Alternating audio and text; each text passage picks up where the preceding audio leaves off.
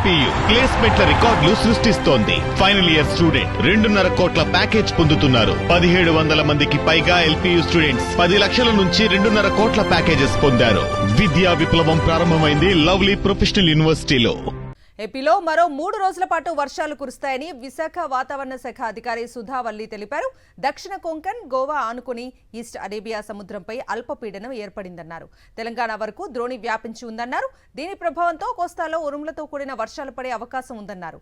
50 నుంచి 60 కిలోమీటర్ల వేగంతో గాలులు వీస్తాయన్నారు. గడిచిన 24 గంటల్లో అమరావతిలో 9, పొదిలిలో 7, మాచర్లలో 6, విశాఖలో, మచిలీపట్నం, జంగమహేశ్వరంలో 5 సెంటీమీటర్ల వర్షపాతం నమోదైందన్నారు.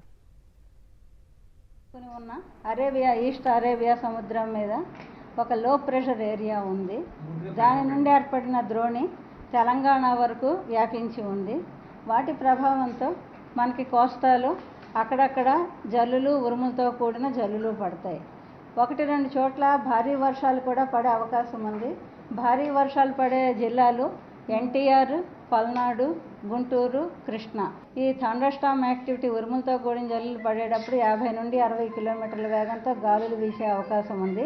రికార్డ్ అయిన హైయెస్ట్ గడిచిన 24 గంటల్లో మనకి రికార్డ్ అయిన హైయెస్ట్ రైన్ఫాల్స్ అమరావతిలో 9 సెంటీమీటర్ల వర్షపాతం నమోదైంది. పొదిలిలో 7 సెంటీమీటర్ల రైన్ఫాల్ రికార్డ్ అయింది.